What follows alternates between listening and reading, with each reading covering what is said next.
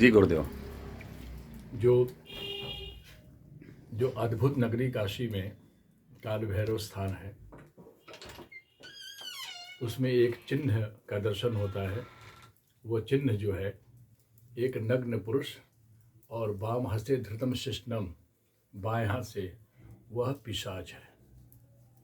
पिशाच वृत्ति छोड़ के काल भैरव में जाएंगे, सब कुछ पा जाएंगे, और पिशाच वृत्ति लेके जाएंगे तो सब कुछ खो जाएंगे। वो काल भैरव है, वही कालकूप है। उसी कालकूप में बरसों बरसों तक उसी में पड़े सड़े रहेंगे। तो उसमें लिखा है कि पिशाच वदन क्रूरः, वो पिशाच का वदन है, शरीर है, और क्रूरः माने क्रोधी है, हमेशा गाली गलोच कलह कलिष्ट कलह प्रियः, वह पिशाच कलह प्रिय है। यदि कलह नहीं होगा मंदिर में तो वो शांत बैठेगा भी नहीं।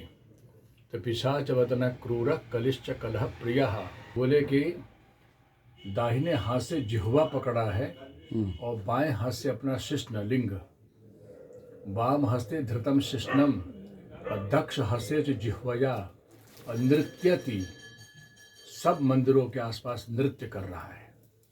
उससे बचेंगे तो ठीक है, उससे नहीं बचेंगे तो काल भैरव के कालकूप में गिरेंगे। यह थे पंडित आचार्य द्विवेदी जी, जिनकी कि आप सभी लोगों को, मुझे लगता है कि काशी के अधिकांश लोगों को इस गूढ़ रहस्य के विषय में कोई जानकारी नहीं थी, और आज दुर्लभ और बहुत ही गूढ़ रहस्य पर से निश्चित रूप से आपने जो पर्दा उठाया है, जो हम सभी को ज्ञान मार्ग दिखलाया है, अद्भुत है।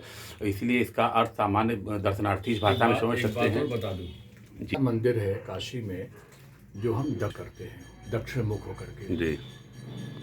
बहुत लोगों को चिंता होती है कि गुरुजी हमारा मकान दक्षिण दिशा में है, दक्षिण मुख में है, जब साक्षात काल भैरव का दरवाज़ा दक्षिण मुख है।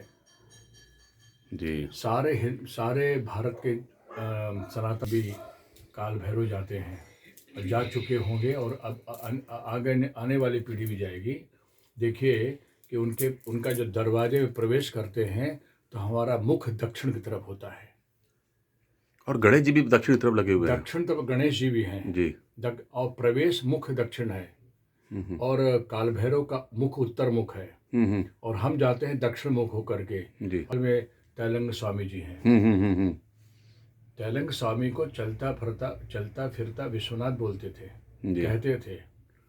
गंगा जी में चले गए, एक हफ्ते बाद निकले और अपने हाथ से जो शिवलिंग निकाल के ले आए, आज के डेट में 100 व्यक्ति नहीं उठा सकते। उनको अड़िमा सिद्धि थी। अष्ट सिद्धि में आता है अड़िमा गरिमा महिमा। अड़िमा सिद्धि थी जी।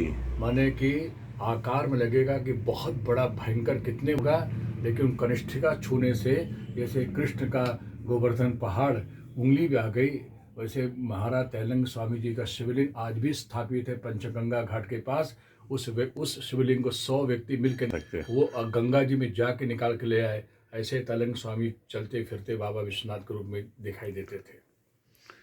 तो बंधुओं, बहुत बड़ी जानकारी आज आप लोगों को प्राप्त हुई। महाराज श्री और आदरणीय महामंडलेश्वर जी हमारी जो कामरूप कामाख्या जी से आई हुई हैं, तो यह उद्देश्य हम लोग का यही है कि समाज में कुछ अच्छी बातों को बताना। सहज भाषा में आप समझते हैं कि वारणो श्याम भैरव देवो संसार भय नाशनम अनेक जन्म कृतम पापम दर्शने ससी। किस दर्शन की बात कर रहे हैं? आत्म दर्शन की बात कर रहे हैं। मंदिर में आने के पश्चात विषय विकार का समापन होना चाहिए, और वह द्वारपाल आपको पिशाच जो है बैठा हुआ वह वही संदेश देता है। महाराज जी के गूढ़ रहस्य को समझिएगा।